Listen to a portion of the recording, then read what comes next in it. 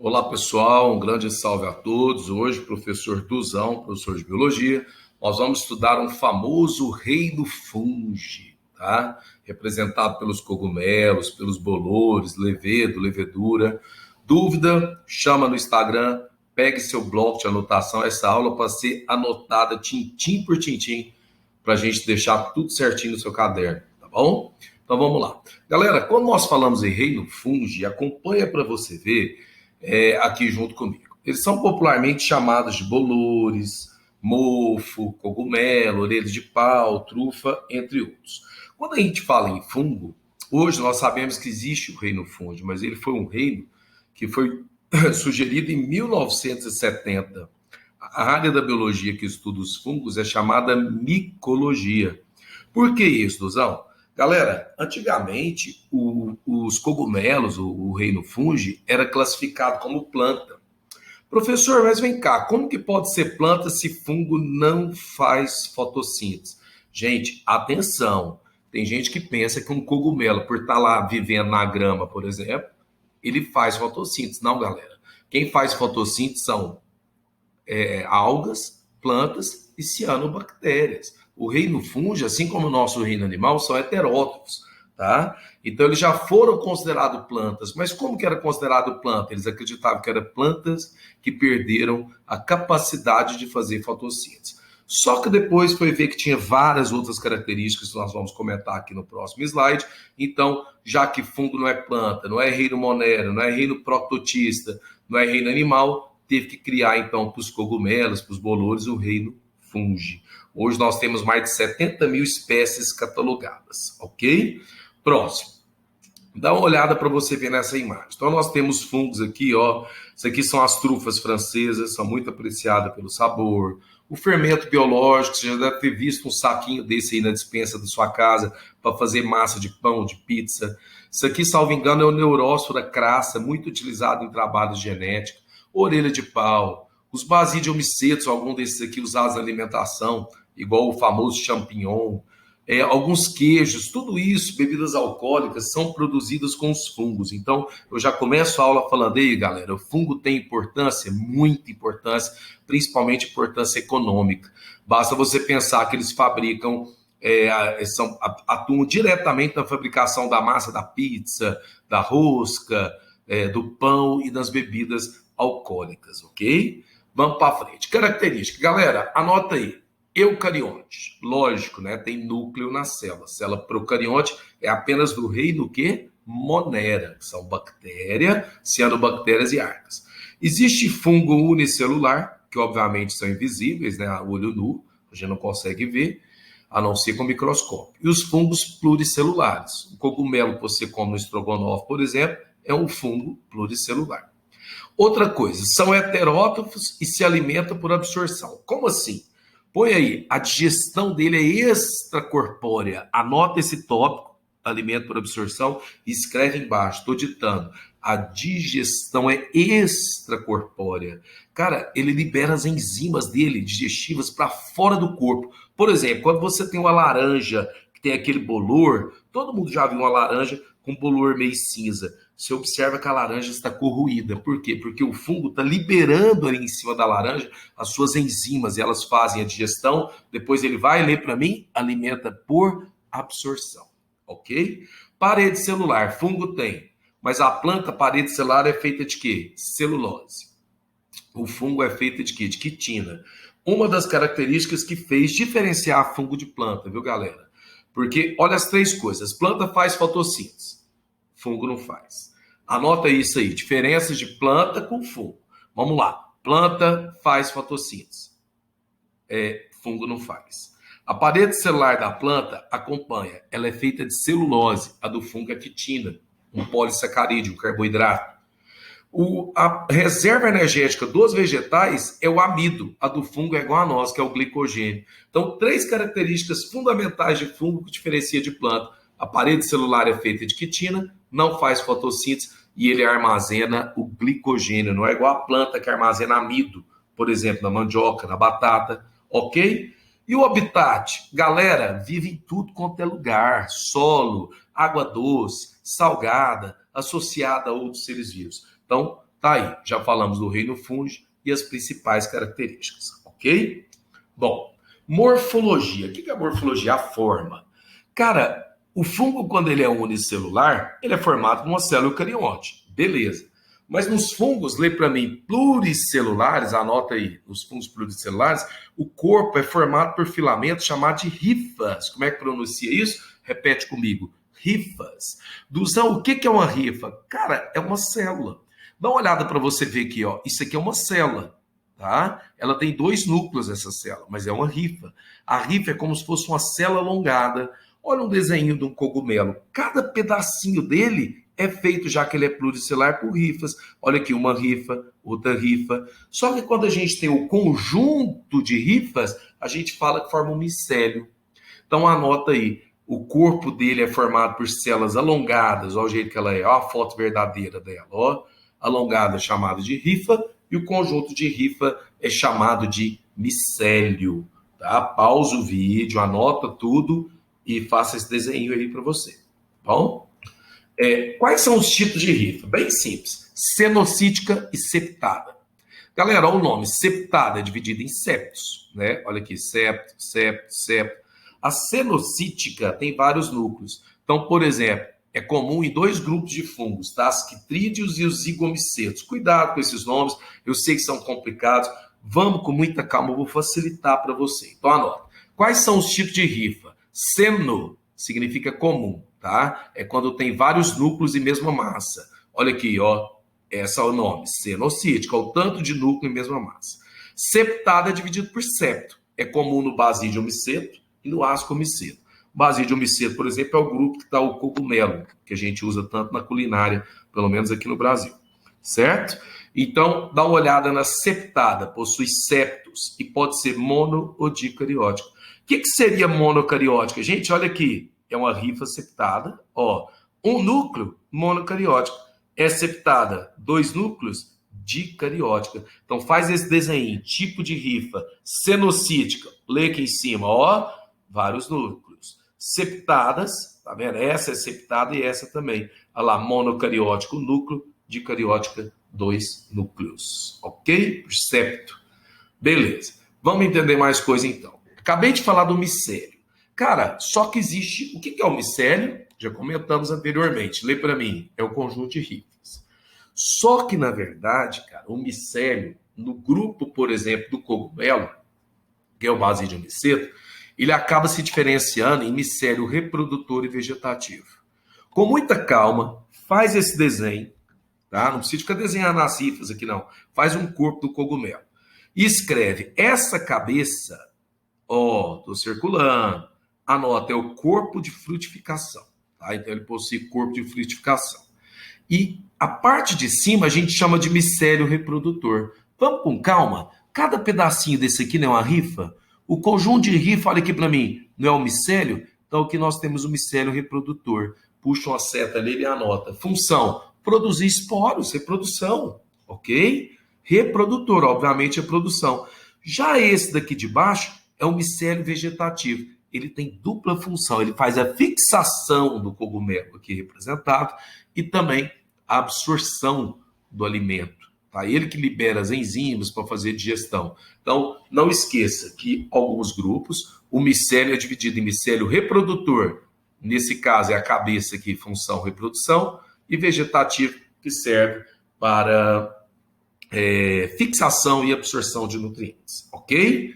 Próximo. Galera, vamos falar do modo de vida? Número 1, anota aí, decompositores. Gente, olha que importância que fungo tem para o planeta. Cara, se não fosse bactérias e fungos fazerem a decomposição, ia ter transformação da matéria orgânica em inorgânica? Não. Então, olha que importante, importância ecológica, reciclam a matéria. Bactérias e fungos são organismos que decompõem a matéria. Galera, um passarinho que morreu, ele pode estar no cimento, ele pode estar na terra. Com o tempo, ele não vai desaparecer. Por quê? Porque bactérias e fungos foram ali e fizeram a decomposição. Olha, sapróbios, quem quiser saber, sapro, podre, bios, vida, ou seja, se alimenta de matéria morta. Tá? Saprófago, sapro podre, fagos comer. Então, é a mesma coisa, decompositores têm hábito sapróbio ou saprófago, ok? Cara, fungo parasita causa o maior problema, doença em animal e vegetal. Quer ver? Olha comum em planta aqui para você ver. Fungo parasita de planta causou muito prejuízo para o Brasil, tá? Principalmente na época até hoje a gente exporta muito café, mas no Brasil cafeeiro, né? Ó, a ferrugem do cafeeiro. Quando você vê folha, cara, às vezes a partezinha vai ficando amarelada, porque a folha vai ficando velha, né? Ela devolve para a planta a seiva bruta, a elaborada, a clorofila. Existe o hormônio que faz essa folhinha cair, que é o etileno e tal. Mas, neste caso que você está vendo essas manchas, são fungos. Então, modo de vida. A gente, ó, vamos voltar. Número 1, fungo atua como decompositor. Existe fungo que parasita, causa problema em planta e em animais. Olha uma unha com fungo, tá vendo? Olha a barba, isso aqui é fungo, tá? Essa aqui que é a famosa micose. Micose, na verdade, galera, ó, vírus, virose, bactéria, bacteriose, fungo, micoses. Muita gente pensa que micose é apenas essa doença de pele. Não, na verdade, toda doença causada por fungo, ela pode ser determinada como uma micose, tá bom? Então, olha aqui, micose na pele, na barba, na unha. Isso aqui é muito comum em criança, galera, chamado de sapinho. O pescocinho aqui, às vezes, toma o leitinho, escorre, às vezes está brincando muito, vai suando, tá? A fralda também dá muito, e menininha principalmente, dá muito fungo vaginal. Olha aqui o famoso pano branco. Típico de quem usa muito piscina e de quem sai do banho e não enxuga a pele. Aí tem isso aqui. Professor, isso é sério? Não, aparentemente não. Tem uma pomadinha chamada Vodol aqui no Brasil, né? É bem famosa. Tem até uma propaganda que fala, passa Vodol que passa. Você passa a pomada, vai sair isso daqui, tá bom? Sapinho ou candidíase. Eu coloquei o Candida albicans porque ele é um fungo muito comum, tanto na mulher, causando candidíase, olha aqui, vaginal, no homem, tá? Sei que tá feia as fotos, viu, pessoais? Mas é foto de livro, é foto vestibular, eu tenho que mostrar. Ninguém acha bonito isso daqui, mas a gente tem que estudar, né? Então dá uma olhada nessa língua fungada, é também fungo, tá? Impressionante como o paciente chega a esse ponto, né? Ó, tem um outro tipo, já notou que às vezes quando você entra num lugar fechado, a gente sente espirro demais, começa a espirrar sem parar. Muitas vezes você está aspirando ali um fungo que ele é unicelular, chamado histoplasma capsulato.